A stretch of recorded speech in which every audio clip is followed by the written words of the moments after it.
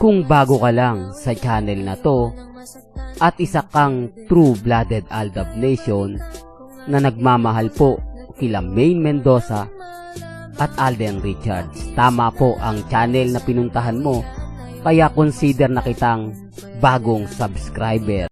Welcome back mga ka-Aldab. Ito na naman po ang inyong lingkod, si Mr. Destiny. Siyempre panibagong update na naman po tayo. Panibagong mga kaganapan po kina Mr.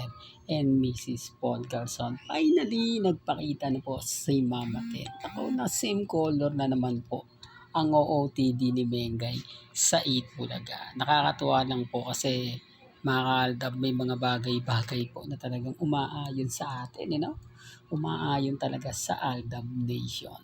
Remind ko lang po sa mga dumadaan po sa channel ni Mr. Destiny. Lahat po ng komento ninyo, pabor man o hindi, nire-respeto ko po yan at ginagalang. Ngayong nalalapit na po ang 15th years anniversary ni Alden Richards sa showbiz. Maraming tao ang masaya, marami namang tao ang kumbaga nag-aabang. Pero siyempre sa iba naman po kumbaga another ano na naman daw po ito, ganito ganyan. Alam nyo, sa dami po ng blessing na nakukuha ni Alden, sa dami ng mga achievement na nakuha ni Alden, lagi kong sinasabi sa inyo na hindi po nawawala yung basher, yung mga taong nanlalait, yung mga taong nangiinsulto kay Alden. Normal lang po yun. Di po ba? Although yung iba hindi na although si Alden hindi na po yung pinapansin. Dahil alam naman po natin si Alden talagang kumbaga normal na lang sa kanya. Marami kasi mga Katden fans ngayon ang nagre-react international pa, lalo na po yung mga fans nila sa Canada na kung saan sinasabing ginamit lang daw po ni Alden Richards ang mga fans para mas umingay siya, mas pag-usapan siya. Kumbaga, ito daw yung taong nanggagamit. Una sa lahat, dinamay pa po yung Aldab. Na ginamit lang naman ni Alden Richards yung Aldab, pansarili niya.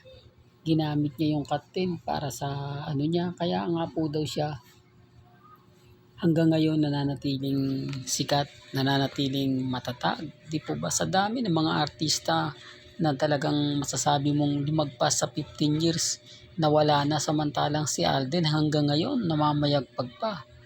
Di po ba sa 24 oras o sa mga online, sa mga vlogger, sa mga website, hindi po siya nawawala sa mga article. Madalas lagi pong sinusulat yung pangalan ni Alden Richards. Kaya nga po dinidikit yung mga artista para pag-usapan siya.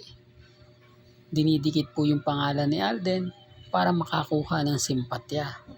Di po ba? Kahit nga po si Ogie Diaz, kapag alam niyang tagilid na yung channel niya, kumbaga gagawa siya ng content para kay Alden, para lahat naman ng mga Alden fanatics pupunta po sa kanya.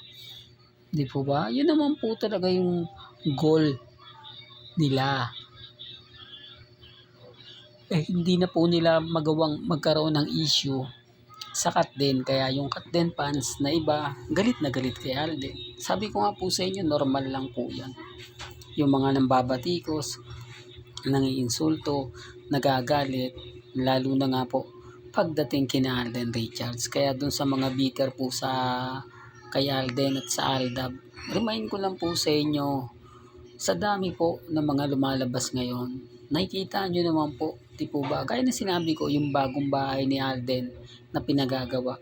Paano na natin nalalaman ang patapos na? Paano na nalalaman yung mga nangyayari doon? Gayong hindi naman yung pinapakita ni Alden Richards. Tanging ang pinapakita niya yung designer. Pero sa palagay niyo po, sino ang talagang laging nakatutok doon? Sino ang talagang masasabi mong laging nag-aabang? Issue na naman yan, Mr. Destiny. Alam mo kaya ka nababash, kaya ka lagi na pag-iinitan dahil sa mga sinasabi mo.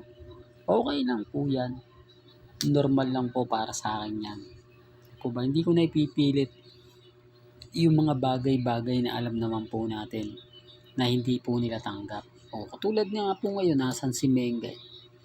Paglabas ni Mengay sa Itbulaga, wala na. Wala nang show, wala nang ganap, di po ba? Although yung iba maglalabas na naman po sila Chamito, sila Maha, sila MJ Lastimosa na ito kumain kami pero nasan doon si Congressman. Di po ba wala? Well, pasensya na po kayo mga kaaldab kung nabanggit ko na naman yung pangalan na yan na ayaw nyong marinig. Alam nyo kasi mga kaaldab, yung mga bitter sa atin, yung mga naiinis, yung mga nagagalit na sinisira ako daw po. Kasalanan daw po kasi to ng pamilya Paul Garson. Dapat daw dinimanda nila tayo. Dapat daw nung una pa lang kinasuhan na tayo para nawala na nga po raw yung channel natin. Hindi na namayagpag. Yan ang sinasabi nila mga kaaldab. Alam nyo, pabor nga po sa akin yun eh. Kasi dyan lalabas yung mga katotohanan eh. Di po ba pag nagkaroon ng investigasyon na galing kanino to? O syempre titignan po sa sa dating Facebook nila, dating Twitter nila. Mabubuksan yung mga account nila, magkakaalaman na. Di po ba na galing po talaga sa kanila yan? Kaya ang tanong, bakit nila ginawa yan? Bakit nila sinabi yung mga bagay-bagay na sinasabi nilang hindi totoo? Anong naging rason at dahilan nila? Bakit nila ginawa yan? Bakit kailangan nilang sabihin yun?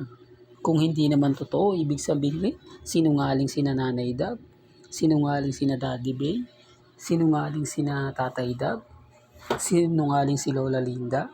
Ibig sabihin, buong angka ng pamilya Mendoza, simula po sa bunso, sinungaling hanggang sa panganay. O ganun din naman po kay Daddy Bay. O yung kamag-anak niya. O yan ang sinasabi ko mga kaaldab. Pero syempre, wala po ako sa posisyon para ipilit yan. Wala po tayo sa posisyon para sabihin na kumbaga lahat ng sinabi ko mali. Tama. Pero ganyan, yun nga po yung pinupunto ko. Kung Aldab Nation ka, ang dali natin nagkakaintindihan, yun ang isa sa rason. Kasi hirap silang umintindi. Hirap silang mag-react na ganito ganyan. Hindi po katulad natin na 101% masaya po tayo. Lalo na nga po pagdating sa Aldab Nation. Kaya relax lang po kayo mga ka-Aldab. Maging matatag, maging kampante. Di po ba? Well, hanggang dito na lang po ang ating latest updates. Kaya kung gusto niyo pa po ng pinaka-latest at sariwang update, abay tumutok lang po kayo dito po sa channel ni Mr. Destiny para updated kayo sa mga bago at sa mga latest na i-upload po natin maya-maya lang. Hanggang sa muli, salamat po sa panonood at pakikinig.